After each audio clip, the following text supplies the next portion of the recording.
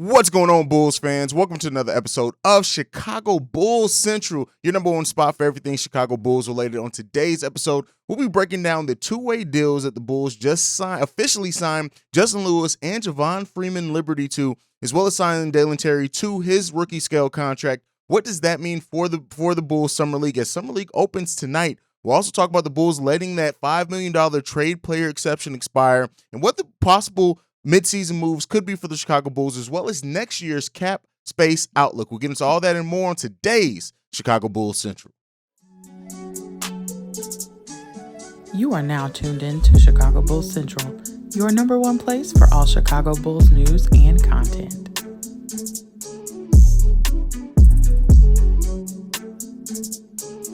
All right, Bulls fans. So, jumping right in, the Bulls have officially signed Dalen Terry to his rookie scale contract, which everybody knew. There had been some rumblings, questions being asked on social media by some people, are the Bulls planning on trying to move Justin Terry since they haven't signed him yet? Well, all those now those questions go by the wayside. Dalen Terry officially signed his deal, put pen to paper, which means, he cannot be traded now for 30 days. Justin Lewis and Javon Freeman-Liberty also were signed to two-way contracts. Now, for those who don't know, every NBA team is allowed two-way players throughout the season. That allows for the full roster to be 17. Now, one of the things that's interesting about this is the Bulls just did also earlier in free agency signed Malcolm Hill to a two-way qualifying offer. So that means that either Justin Lewis, Javon Freeman-Liberty, or Malcolm Hill are going to be cut at some point before the season starts because you can only have two-way contracts on your team. Now, also what this does mean in Javon Freeman-Liberty now being signed to the team, that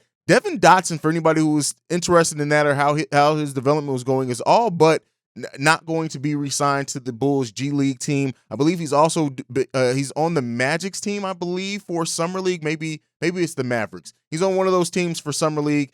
So his tenure with the Bulls is all but done. Devin Dotson, a player who did have, I say, a little bit of potential there, and actually somebody I thought may even get an actual NBA deal to be on the back end of somebody's bench, considering how he's played in G League the last few seasons. But we'll still see. He gets to continue chasing his NBA dream. But question I'm going to ask you guys, presented on this one, is who do you think ends up? This is before Summer League starts. It may change over the course of Summer League, but who do you think is going to stick around on those two-way deals? Is it going to be Justin Lewis, Javon Freeman-Liberty, or Malcolm Hill? Which one of those guys do you think out of those three are going to be cut and not make the team?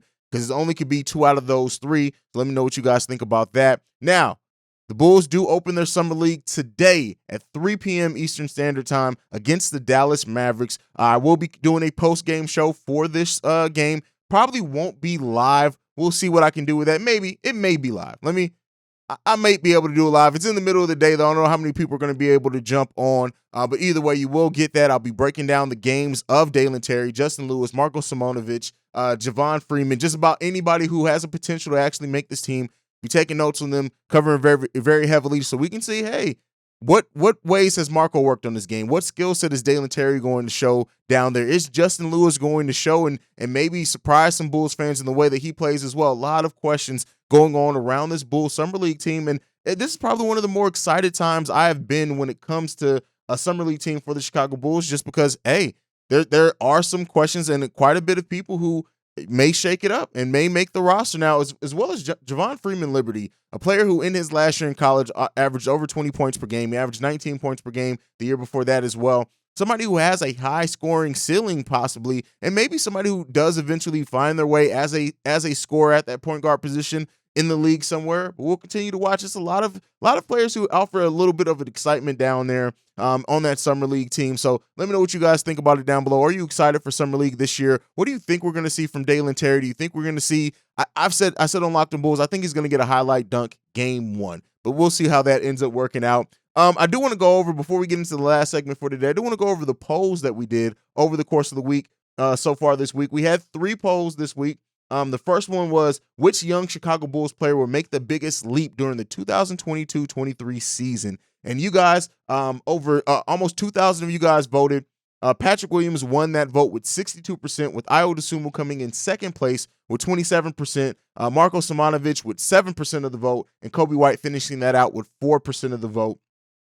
on that poll, and it kind of makes sense for it to be Patrick Williams, considering the offseason, working with the DeMar, the aggression, and even how he ended last season, even in the playoffs, becoming a little bit more aggressive towards the end of that playoff stretch. I did expect it to be a little bit more of a split between him and Ayo Dosunmu, honestly, because Ayo just flashed so much last season, adding some weight, some muscle this offseason already so far. He's going to come in with a second year under his belt, learning some more veteran moves on the defensive end. Does he flash that offensive capability? But one of the things that I do want to say with this, and I had a whole video on it before as well, is that the Bulls, while we didn't go out and add any huge talent to this team, the development of the younger players, right?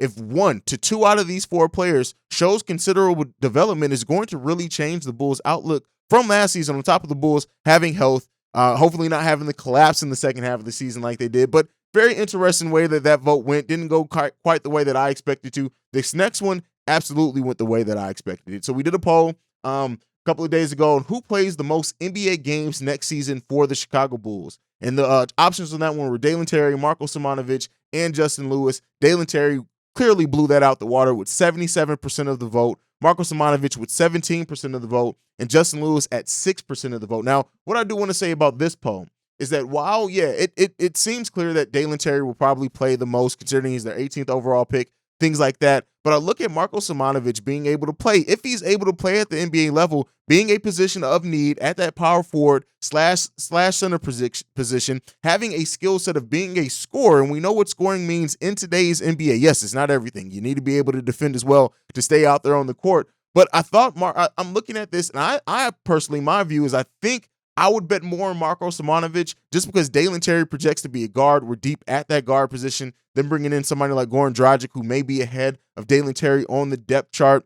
But Justin Lewis as well, only 6% of the vote from Justin Lewis. Makes sense. A two-way player, which means that he's probably only going to come on if we do cut somebody else or if we have an injury, things like that. We'll see if Tony Bradley ends up staying on the roster. Well, that's one of our next polls as well. But with that being said, my pick will go to Marko here, and that's just completely based off him gaining 25 pounds of muscle since he came into the league. His skill set, he flashed. If he shows a lot down here in Summer League, I can look at the Bulls saying if they need a scoring punch, because keep in mind, Bulls bench almost dead last in the league in scoring last season. If they need some type of scoring punch, I can see, and Marko plays well and gives enough defensively to where he's not completely exposed. I can see Marko Simonovic playing more games next season than Dalen Terry, but hey, I can also see Dalen Terry winning that. So that was the vote on that one. Last poll we did for last week was which player is most likely to be on the Chicago Bulls roster opening night. And this was Tony Bradley, Kobe White, either both will be on the roster or both will be gone. So Kobe White won this with 41% of the vote. Tony Bradley had 13% of the vote. But, and easy money, best money to put on, both will be on the roster. Second at 26%.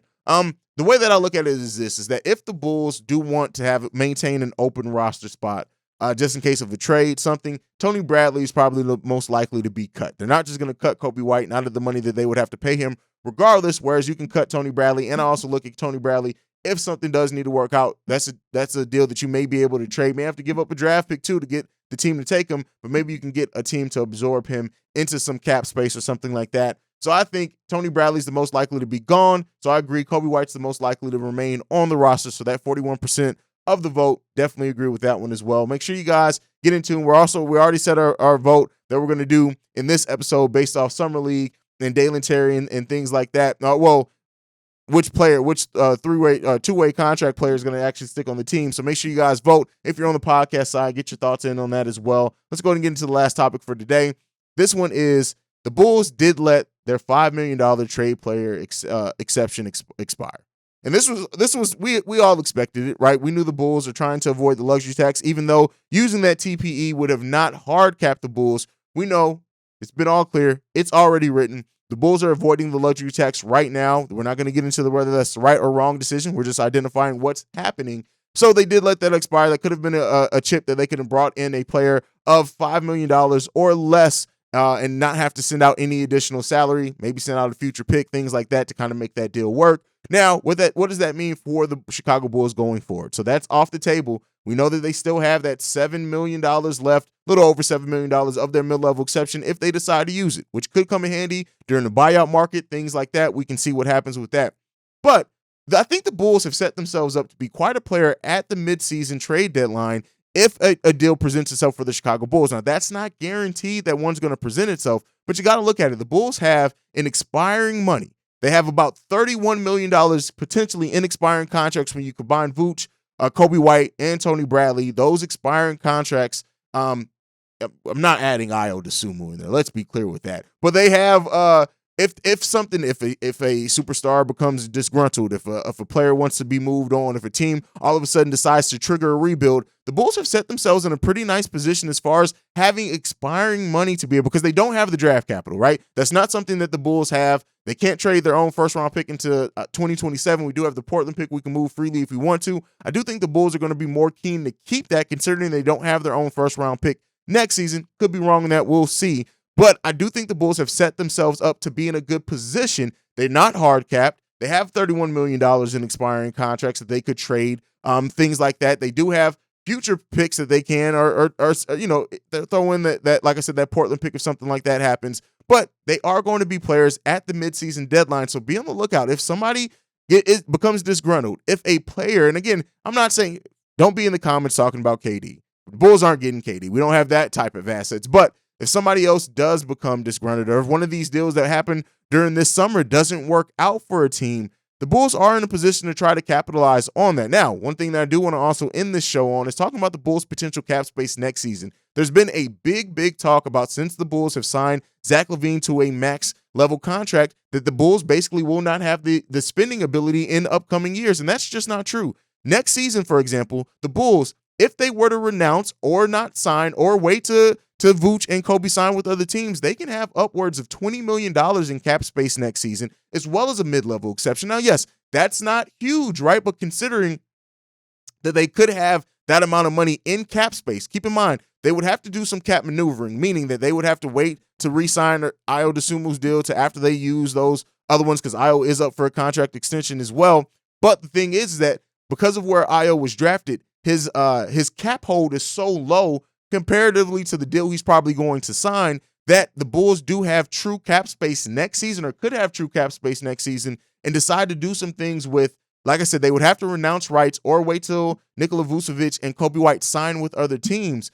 But if they were to do that, they could free up true cap space if a star or a player that could command upwards of $20 million does want to come to the Chicago Bulls. So one of the things that I do want to talk about, and I like to do here, this is not to excuse or anything, but this is just to state where the Bulls are next offseason. The Bulls could look to add a player of $20 million or more contract next season, again, by renouncing rights. They then also would still have their mid-level exception, and then they can still extend Ayo Dosunmu at that time, because they wouldn't be renouncing Ayo's rights. So the Bulls do have a lot of flexibility here between the trade deadline and next offseason, so it's not all doom and gloom. I know the Bulls didn't do some of the things that we all wanted them to do this offseason, but this is why I said let the front office cook. This front office has been very smart in the way that they've done deals. It's been very smart in the way that they've structured and did trades as well. They have positioned themselves to be players after they sign a player to a max level contract. They have positioned themselves to still be offseason players next season, and this may be why we didn't see them go into the luxury tax this season, because then that would eliminate that true cap space they could potentially have next season. So they could put in a class that may be better free agent overall.